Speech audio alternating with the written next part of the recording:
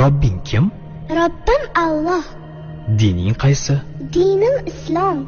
Payg'ambaring kim? Payg'ambarim Muhammad sallallohu alayhi vasallam. Kitobing qaysi? Kitobim Qur'oni Karim. Tilaging nima? Tilagim iymon. Qiblang qaysi? Qiblam Kabatulloh. Millating qaysi? Ibrohim Halilulloh millatidanman. Kimning mazhabidansan?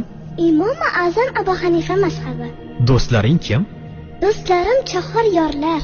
Ular kimlar? Abu Bakr Siddiq, Hazrati Umar, Hazrati Usmon, Hazrati Alidir. Qachondan beri musulmonsan? Al-Misoqdan beri. Al-Misoq nima?